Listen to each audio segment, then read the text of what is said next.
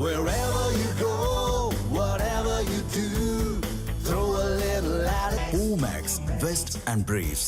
கடந்த சில நாட்களாக ஆளுநர் மாளிகையில் நடந்து கொண்டிருக்கின்ற கட்சிகளுடைய நிலைப்பாடு குறித்து தமிழக மக்கள் அனைவரும் அறிவார்கள். ஏனென்றால் அங்கு பிரதான கட்சியாக இருக்கின்ற தவேகாவாலும் சரி, அதற்கு பிறகு அதற்கு ஆதரவு கொடுத்த காங்கிரஸ் கட்சியாலும் அவர்களால் தங்களுக்கு பெரும்பான்மை பலம் இருக்கிறது என்று குறிப்பிட முடியவில்லை. ஏனென்றால் இதுக்கு முன்னாடி கர்நாடகாவில் 2-3 தடவை ஃபெயில்டு அட்டம்ப்ட் கவர்மெண்ட்டு ஃபார்ம் பண்ணுறதுக்காக ஏற்பட்டது நாம் பார்த்துருக்கோம். ஆகவே இன்றைய தினம் கவர்னர் எடுத்திருக்கின்ற முடிவு சரியான முடிவு.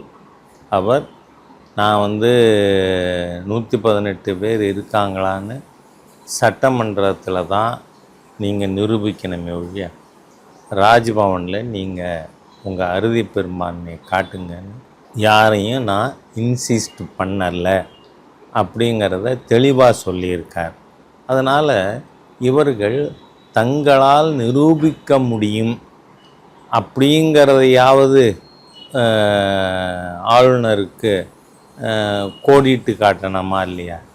தெளிவாக சொல்கிறாங்க, எங்கள்கிட்ட 112 தான் இருக்குது. அப்போ அந்த 112 வச்சு உங்களால் எப்படி மினிஸ்ட்ரி ஃபார்ம் பண்ண முடியும்? சரி, ஏதாவது ஒரு சில கட்சிகள் எங்களை ஆதரிக்கிற சான்ஸ் இருக்குது, அதனால் எங்களை நீங்கள் மந்திரி சபை அமைக்கிறதுக்கு அழைக்கணும் அப்படின்னு கேட்க முடியும்.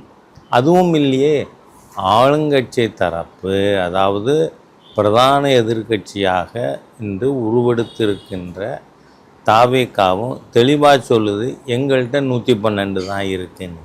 இப்போது ஆளுநரை யாரெல்லாம் குறை சொல்கிறாங்க?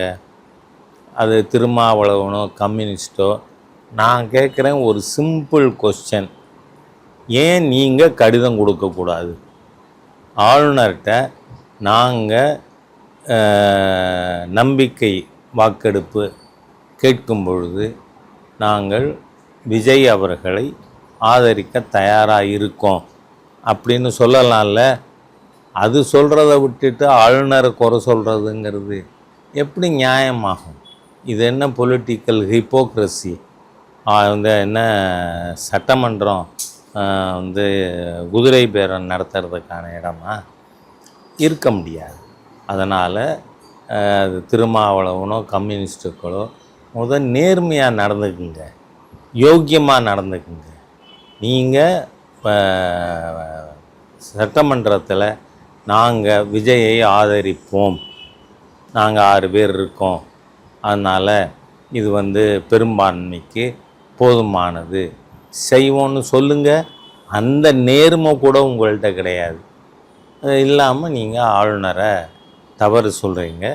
அதனால் நாம் சட்டமன்றம் என்பது குதிரை பேரம் நடத்துறதுக்கு நாளைக்கு ஃபெயில்டு கவர்மெண்ட் உருவாக்கப்பட்டு அதுக்கப்புறம் கலைக்கப்பட்டு இந்த மாதிரியான ஒரு சூழ்நிலை வர்றதுக்கு முன்னாடி ஆளுநர் அவர்கள் தன்னை உறுதிப்படுத்தி கொள்ள விரும்புகிறார், அவ்வளவுதான். அதனால் மேதகு ஆளுநர் அவர்களை குறை சொல்கிறதுக்கு எந்த விதமான ஒரு காரணமும் இந்த விஷயத்தில் இல்லை. பின்னாடி பாஜக தான் இருக்கு, விஜய் அவர்களை ஆட்சி செய்ய விடாமல் பாஜக தடுக்குது இல்லைங்க. இப்போது விஜய் அவர்கள் யாரோட ஆதரவை வாங்கியிருக்கார்? காங்கிரஸ். அந்த காங்கிரஸை நீங்கள் சேர்த்திங்கன்னா உங்களுக்கு பெரும்பான்மை இருக்கா? கிடையாது. இப்போது ஜார்க்கண்டில் பிஜேபி சர்க்காராக வந்தது இல்லையே. பிஜேபி சர்க்கார் இல்லாத ஒரு சர்க்காரை நாம் பதவி பிரமாணம் செய்து வைத்து அந்த ஆட்சி இன்னமும் நடந்து கொண்டு இருக்கிறதா இல்லையா? அதனால் பிஜேபி இதில் இம்பார்ஷியலாக நடந்து கொண்டு இருக்கிறது என்பது நமக்கு தெளிவாக தெரியுது. அதனால் பாரதிய ஜனதா கட்சியை இது தடுக்க வேண்டாம். நான் கேட்குறேன், வெட்கமே இல்லாத இந்த கம்யூனிஸ்டுகள், விடுதலை சிறுத்தை ஆகிய கட்சியை கேட்குறேன், கம் அவுட் இன் ஓப்பன். நாங்கள் தாவேகா அரசாங்கத்தை ஆதரிப்போம்னு சொல்லுங்கள். நீங்கள் 6 பேர் சேர்ந்து சொல்லுங்கள். உங்களை இன்வைட் பண்ணுறோமா இல்லையான்னு பாருங்கள். we will do. நம்ம ஜனநாயக ரீதியாக நடந்து கொள்ள பாஜக விரும்புகிறது.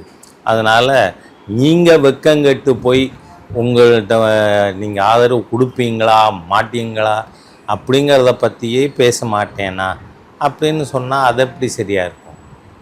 சார், இப்போது சமூக வலைதளங்கள்லையும் சரி, செய்தி ஊடகங்கள்லையும் ஒரு செய்தி பரவிக்கிட்டு இருக்கு. என்னன்னாக்க, திமுக அதிமுக இந்த கட்சிகள்லாம் சேர்ந்து ஒரு ஆட்சி அமைக்கிறதுக்கு திட்டமிட்டு இருக்காங்கன்ற ஒரு செய்தி பரவுதலை இதை எப்படி பார்க்குறீங்க நீங்கள்?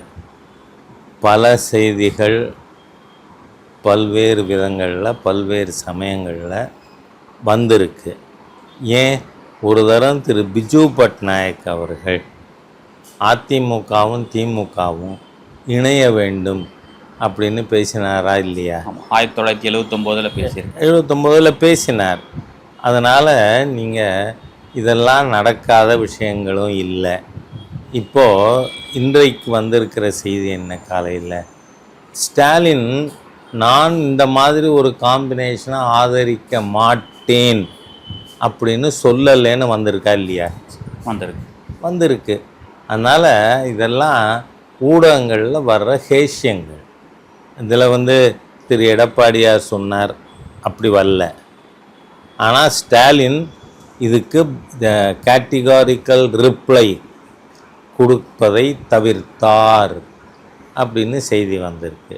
அதனால் இதை வச்சுக்கிட்டு நாம் ஒரு முடிவு எடுக்க முடியாது. இல்லை, எல்லாரும் தன்னுடைய எம்எல்ஏக்கள் அங்கங்கே ரெசார்ட்டில் வச்சுருக்காங்கல்ல. ஆமாம், அவங்களுக்கு அவங்க எம்எல்ஏ மீது அவ்வளோதான் நம்பிக்கை. அதனால் ரிசார்ட்டில் வைக்கிறாங்க. அதை நாம் ஒன்றும் சொல்ல முடியும். 2 நாட்களுக்கு முன்னாடி நீங்களும் பேசியிருந்தீங்க, விஜய் அவர்கள் உறுதியாக சிஎம்மாக வருவார், அதை யாரும் தடுக்க முடியாதுன்ற மாதிரி ஸ்டேட்மெண்ட். இல்லை, அப்போது எண்ணிக்கை நடந்து கொண்டு இருந்தது. ஓகே, 110, 12, 13 அல்லது 118 அப்படிங்கக்கூடிய ஒரு சூழ்நிலை இருந்தப்போ நாம் சொன்ன கருத்து. ஆனால் இப்போது 107 தான். 108 அதில் ஒன்று விஜய் டபுள் சீட்டு அப்படிங்கிறதுனால இப்போ 107 தான். ப்ளஸ் காங்கிரஸோடைய 5, 112. நான் இப்போவும் என்ன சொல்கிறேன், கம்யூனிஸ்டுகள், விடுதலை சிறுத்தை, நீங்கள் நாங்கள் விஜய் அவர்களை ஆதரிக்கிறோம், லெட்டரை கொடுத்துருங்க. வேர் என்சி மேட்டர். பிஜேபி எந்த விதத்துலையும் ஜனநாயக ரீதியான ப்ராசஸை தடுக்காது. இல்லை, ஆளுநர் அவர்களும் மறுப்பு தெரிவிக்கல. திமுக அதிமுக கூட்டணி வந்தாக்க நீங்கள் ஆட்சி அமைக்கிறதுக்கு அழைப்பீங்களான்னு ஒரு ஊடகம், தனியார் ஊடகத்தில் கேள்வி எழுப்புறாங்க.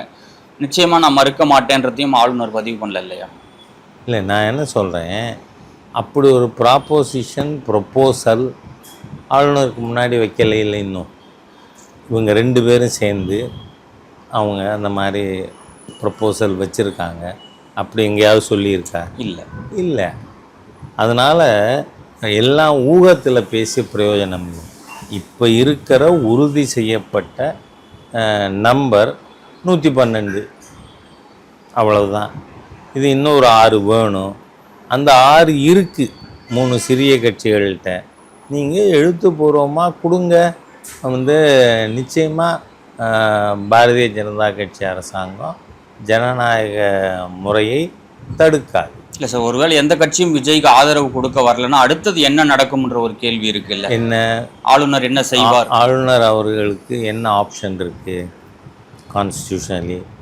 வேறு ஏதாவது காம்பினேஷன் பாசிபிளா பார்ப்பார்.